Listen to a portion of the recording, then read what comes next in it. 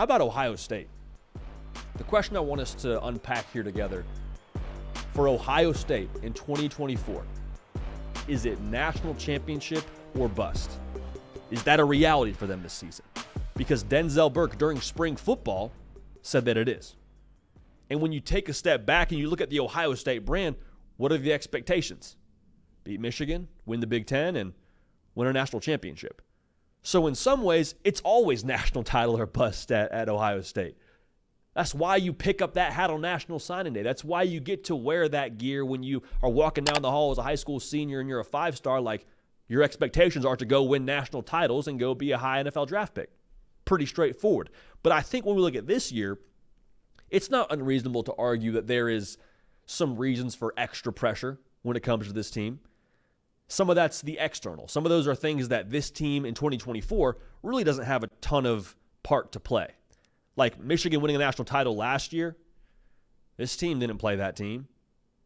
2023 Ohio State played that team. Caleb Downs never played against Michigan when he was in an Ohio State uniform. Did it at Bama, I suppose, but you hear what I'm saying.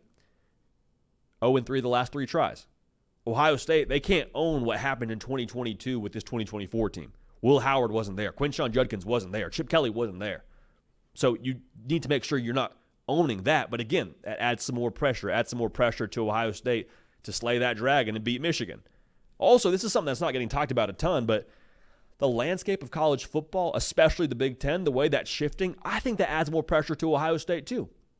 Because right now, one, there is a lot more margin for error to win a national championship. Ohio State could lose 2 games, still make the college football playoff, and still go win a national title. Previously, if you lost 2 games, you weren't in the dance. So now you have a few mulligans. More mulligans, more expectations, more pressure on Ohio State. Also, with the Big Ten, as I just mentioned, you add in 4 new teams. What if Oregon wins the Big Ten in 2024?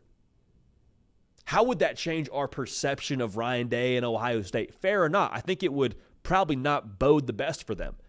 Because Ohio State's been trying to climb this mountain and get up this hill and go win the Big Ten again, and Oregon just pops in there the first year and they go win the Big Ten with Dan Lanning and Dylan Gabriel. I think that would rub a lot of folks in Columbus the wrong way and add to their impatience factor. None of this is fair. Like all these externals, all these different narratives around Ohio State, it's really for us as the college football public to unpack, but I want us to be super, super clear about this. Questioning a head coach, that is Ryan Day, who's won north of 85% of his games as a head coach, and wondering if he's a good coach or not. That's not fair. We've been pretty clear about this on this show. We think that's a bunch of malarkey, to use a kind word there. He's a great coach. But because of what they haven't done against Michigan, because of them not winning the national championship, people are like, well, was he born on third base? Was he? Is he all that good? He's a great coach. The third base stuff is nonsense too, but I want us to just get aligned here. It's not fair.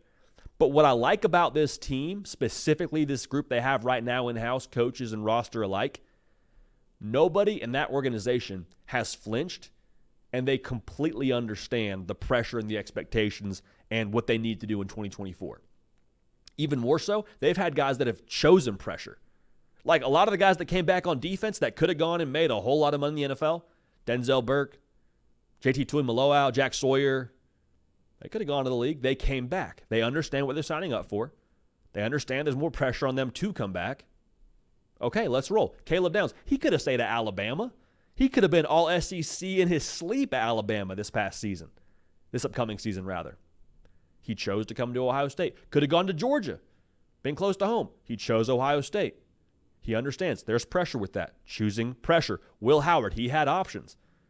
Visited Miami. I'm sure they were not the only school that was after his services outside of Ohio State. Chose Ohio State. He chose to go play at a place where it is national championship or bust. Beat Michigan or bust. Chip Kelly was a Big Ten head coach. Chip Kelly understands like taking a demotion in some way or sense, being an OC in the same conference, granted at probably a better school overall, there's pressure.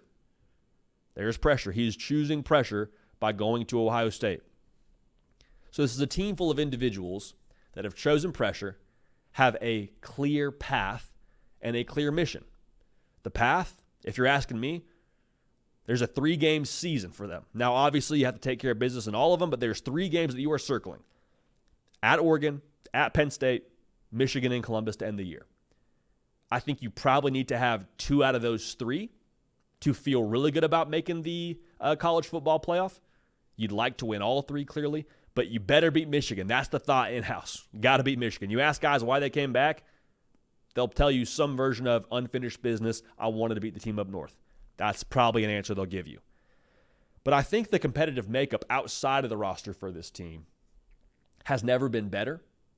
And the reason why I say that is they understand what has to be done. And also I think a lot of these guys understand what it feels like to not get it done. You're saying, JD, not getting it done, how does that help you? Sun Tzu, again, I'm reading The Art of War, so we got a lot of different thoughts running through the brain right now. He has a quote that I think is phenomenal. He says, "Know thyself, know thy enemy, and you need not fear the result of 100 battles." This team knows themselves. This team's been run through that filter of playing against a national championship caliber team. This team understands the battle ahead of them. They understand what the path is. It's got to be a Big Ten championship. It's got to be a national championship. They get that. But with so many guys in this locker room having come to terms with losing to Michigan, not winning the Big Ten, of course there's a gut punch element to that, but I think it also removes the fear from that. And when you don't fear failure, that's a dangerous thing. Now, that is not the same as apathy or saying we don't care if we lose. That's not what I'm saying. But I'm saying to have experienced the worst possible result and be able to pick yourself up, regroup, and go after it again, that's a dangerous group. That is a hardened group. That is a callous group. And for the record, this is a really freaking talented group. I haven't even talked about Jeremiah Smith at all this entire segment. He's going to be a beast for you. Emeka Egbuka, he's going to be a beast for you. Like, there's so many pieces on this team to go and get it done. But the competitive and mental makeup, I think, from the outside looking in, is what's going to be their greatest asset in 2024. So is it natty or bust for Ohio State in 2024? Absolutely. Is it always? Yeah. I think it's a fair statement to say. But the external and the internal pressure they've invited upon themselves, it's going to be a good one. The hard count today, though, I want to make sure we get this out there for y'all so we can make sure we're looking right for summer. The hard count is brought to y'all by our friends over at Rhoback. Now, you guys all know how much I love Rhoback. If you've been tuned into any of the stories that I do during the season, we do a little Friday Q&A. We don't put it on the YouTube channel. It's just you and me. I get something from Starbucks. I sit on the back porch, and we talk some ball. And I'm always wearing a Rhoback hoodie, a Rhoback shirt. Whatever it is, I'm wearing Rhoback. So Rhoback, I wear them all the time for a reason. They have the best polos, the best hoodies, the best quarter zips on the market. And if you need a polo to last you the entire day on a hot game day, Rhoback has got you covered. Moisture wicking technology, 4-way stretch, makes it easy to move in while keeping you feeling fresh. So it's not chafing. It's not something where it gets all soggy. You got to switch shirts halfway through the day. Rhoback, moisture wicking, keeping you feeling good. It's a good way to go about doing your business. Now, Rhoback also has everyday shorts that are a perfect pairing. They're comfortable, have elastic waistband, great fabric that is made to stretch. Also now they've released a ton of new products between the most comfortable tees I've ever worn, bathing suits. Rhoback is a ready for the warm weather kind of operation. So Rhoback has also been proudly leading the charge when it comes to the NIL front. They've signed partnerships with college stars like Jalen Milroe, Cade Klubnik, and many others. They're the go-to brand for college athletes.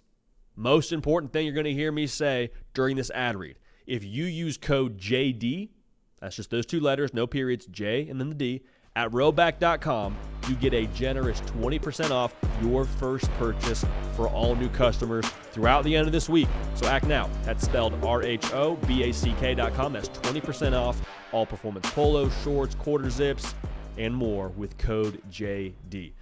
Hey y'all, thanks so much for watching. Subscribe to the channel here to make sure you don't miss an episode of The Hard Count. Also be sure to check out other videos on the On3 YouTube channel.